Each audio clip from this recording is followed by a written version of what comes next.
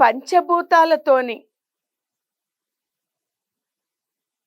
జరిగేటువంటి సృష్టిలోని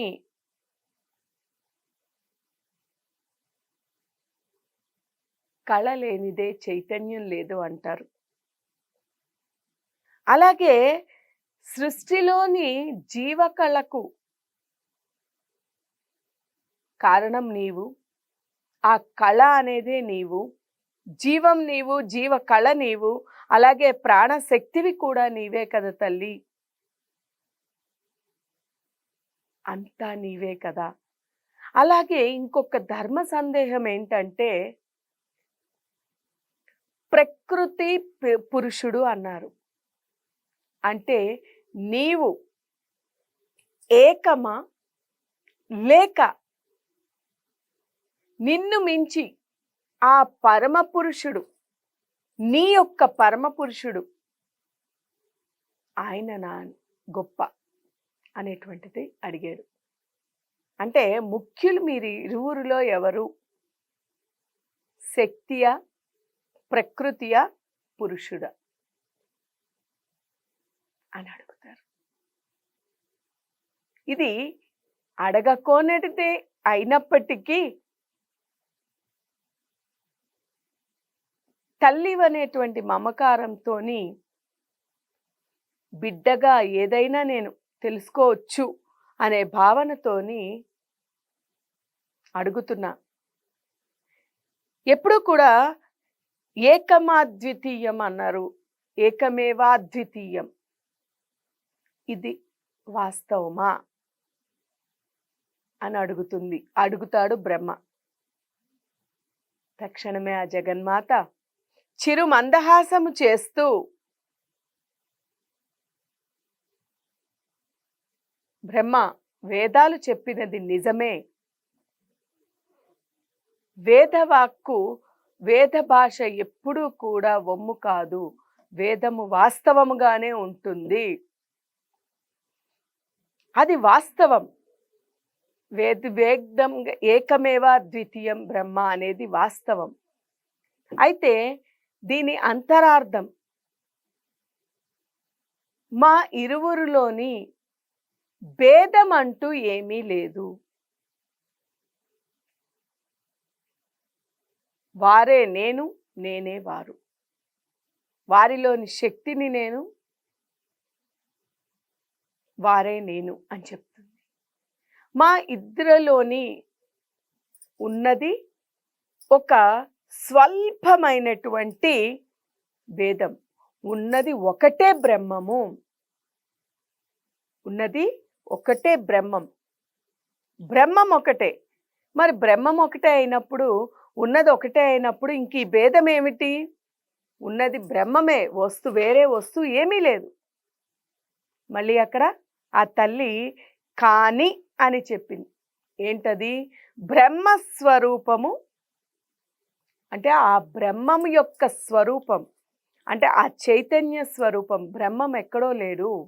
రమణ మహర్షులు వారు కానివ్వండి, మహానుభావులు ఎంతోమంది, ఎందరో మహానుభావులు, ఎందరో మునీశ్వరులు, సాధు పుంగవులు ఎంతగానో సాధన చేసి చేసి చేసి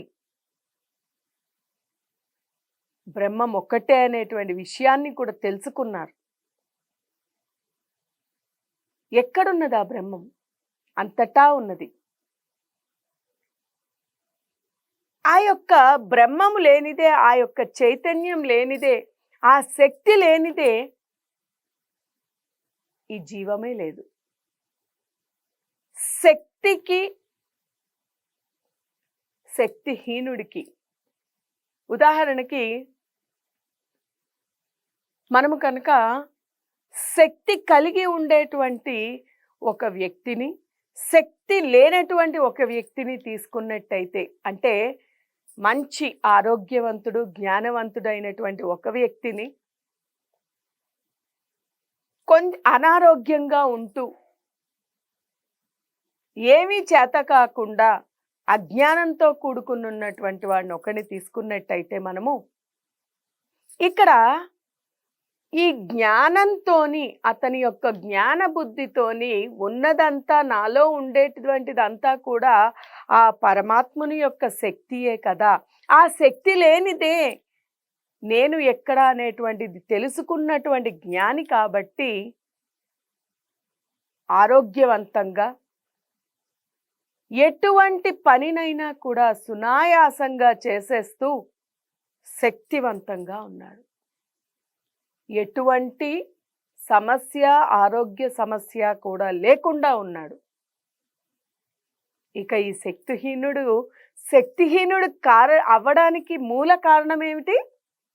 అతనిలోని ఆ యొక్క శక్తి ఏదైతే ఉందో, ఆ దైవశక్తి, ఆ పరమేశ్వరి యొక్క శక్తి ఏదైతే ఉందో, ఆ శక్తి లోపించడమే. ఉదాహరణకి ఇప్పుడు మనము ఇలా ఒక చెయ్యి ఎత్తాలి అన్నా, మనము ఏ పని చెయ్యాలి అన్నా, ఆఖరికి ఒక గుండు సూది పట్టుకుని పైకి ఎత్తాలి అన్నా కూడా ఆ పరమాత్ముని యొక్క శక్తి మనలో ఉన్నప్పుడు, ఆయన యొక్క అనుగ్రహం మనలోని ఉన్నప్పుడు మాత్రమే మనం అది చేయగలం తప్ప,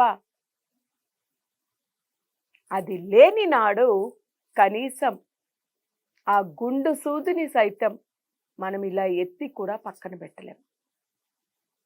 అందుకనే ఆ రోజు బ్రహ్మ అడగంగానే వేదవాక్కు తప్పు కాదు, ఏకమేవ అద్వితీయం బ్రహ్మ, కానీ ఉన్నది బ్రహ్మం ఒక్కటే అయినా వేరు వస్తువు ఏవీ లేదు. అయినా అక్కడ ఉండేటువంటి ఆ బ్రహ్మస్వరూపంలోని ఉన్నది, ఆ బ్రహ్మస్వరూపం ఏదైతే ఉందో, రూపం ఏదైతే ఉందో, స్వరూపము, ఆ రూపము స్వరూపము నేనే. శక్తికి శక్తి కలిగిన వాడికి కూడా భేదము ఎట్లు కనిపించదో. ఇప్పుడు బాగా శక్తి ఉన్నటువంటి వాళ్ళల్లోని ఆ శక్తివంతుడి దగ్గర ఆ శక్తిని మనం కనుక్కోగలిగామా? అంటే చక్కెరలోని తీపిని కనుగొనగలుగుతామా? దాంట్లోని ఉండేటువంటిది సూక్ష్మమైనటువంటి భేదం. ఇది భావ పరంపరకు వస్తుంది. బెల్లము తీపిగా ఉంది అని చెప్పగలుగుతాం, కానీ తీపి ఎలా ఉంది అనేది చెప్పగలుగుతామా? చెప్పలేం. ఈ సూక్ష్మమైనటువంటి భేదము ఏదైతే ఉందో, ఆ భేదాన్ని గ్రహించినటువంటి వాడే జ్ఞాని, నన్ను తెలుసుకోగలడు అని చెప్పింది ఆ తల్లి. చూసారా ఎంతటి అర్థం పరమార్థం ఉందో. అంటే బ్రహ్మ మొత్తం తన యొక్క తత్వాన్ని తెలియపరుచుకున్నాడు. భేదము అనేటువంటిది చాలా స్వల్పమైనటువంటిది, కానీ అది తెలియనంతసేపు కనిపించే ఈ జగత్తంతానే శాశ్వతము. కానీ ఈ కంటికి కనిపిస్తూ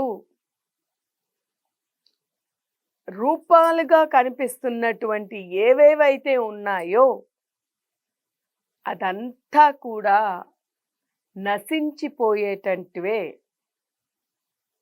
అంటే శాశ్వతం కానటువంటివే, అశాశ్వతమైనటువంటివే. శాశ్వతమైనటువంటిది ఒక్కటే, అది నేనే, అదే ఆ బ్రహ్మము. అది కంటికి కనిపించనటువంటిది, అన్నిటికీ అతీతమైనటువంటి శక్తి అని బ్రహ్మకి తత్వబోధ చేసింది ఆ తల్లి. జగత్తంతా కూడా నా శక్తితోనే కూడుకుని ఉంది. భూమిలోని నా శక్తి లేనిదే అణువంతా కూడా మోయలేదు. అగ్నిలోని వేడిని నేనే, వాయువులోని వీచే శక్తిని నేనే, నీటిలోని రుచిని నేనే, అన్నీ నేనే. అన్ని జీవులలోని ఉండేటువంటి శక్తిని నేనే, దేవతల అందరిలోని ఉండి నడిపించేటువంటి ఆ చైతన్య శక్తిని నేనే, నేను లేని జగత్తు ఏదియూ లేదు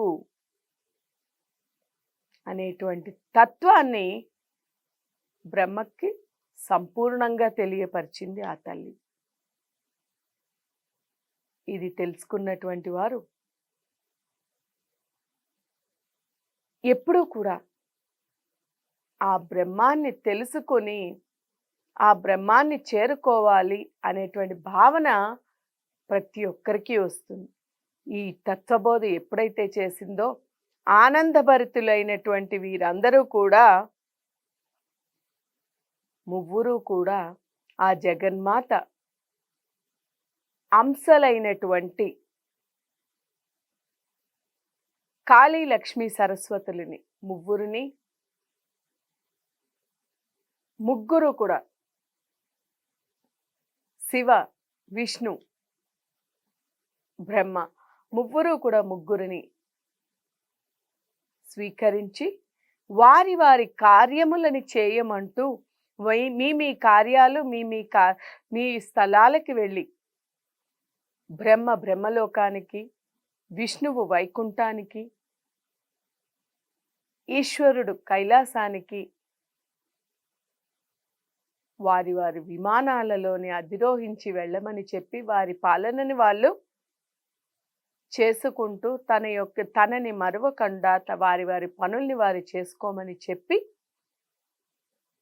ఆ తల్లి వారిని పంపించి వేసింది. ఎప్పుడైతే వారు అక్కడ నుంచి ఆ తల్లి పాదాల నుంచి మళ్ళీ బయటకి వచ్చారో తక్షణమే మళ్ళీ స్త్రీలుగా మారినటువంటి బ్రహ్మ, విష్ణు, మహేశ్వరులు ముగ్గురు కూడా పురుష రూపాన్ని దాల్చారు. పురుష రూపాలని దాల్చిన తర్వాత వారికి ఇచ్చినటువంటి ఆ శక్తి స్వరూపిణులను, స్త్రీమూర్తులను చేపట్టి వెళ్ళిపోవడానికి సిద్ధపడ్డారు. అప్పుడు ఆ తల్లి ముగ్గురు కూడా నా అంశ అయినటువంటి వారిని, మీకు ప్రసాదించినటువంటి నా అంశలని ఎప్పుడూ కూడా బాధ పెట్టకండి, ఎప్పుడూ కూడా ఇబ్బంది పెట్టకండి. మీరు ఎప్పుడైతే వారిని ఇబ్బంది పెడతారో, మీరు వారిని బాధ పెడితే కనుక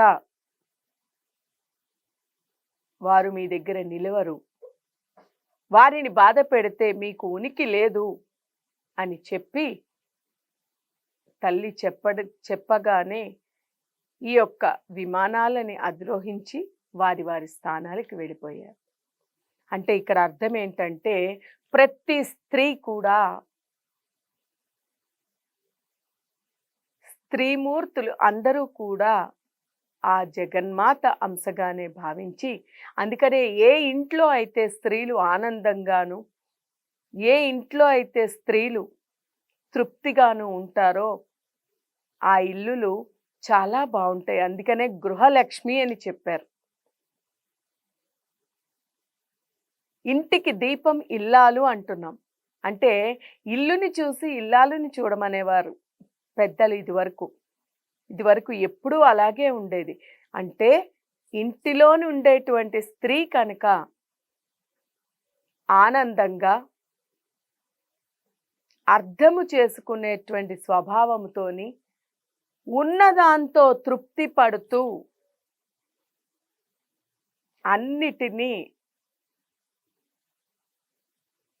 సర్వ గుణ సంపన్నురాలై ఉన్నట్టయితే కనుక ఆ ఇల్లు సుభిక్షంగా ఉండడంతో పాటు ఆ ఇల్లు దినదినాభివృద్ధి చెందుతూ ఉంటుంది. అదే స్త్రీని బాధపడుతూ ఎప్పుడూ ఇబ్బంది పెడుతూ కంట తడి పెట్టిస్తూ ఉన్నట్టయితే ఆ ఇల్లులు ఎప్పటికీ కూడా ఎదగలేవు అనే విషయాన్ని తల్లి ఆ రోజే చెప్పింది. ఆనాడే బ్రహ్మ విష్ణు మహేశ్వరులకే ఆవిడ తెలియపరిచింది. కనుక మనందరం కూడా ఈ యొక్క అంతరార్థాన్ని తెలుసుకుని, మూల విషయాన్ని తెలుసుకుని, మనందరము కూడా పరమేశ్వరిని ఆ యొక్క అనుగ్రహాన్ని పొంది మన ఈ జీవితాలని సార్థకతని చేసుకుంటూ ఆ పరమాత్ముని చేరుకోవాలి అని కోరుకుంటూ, హరి ఓం తత్సత్.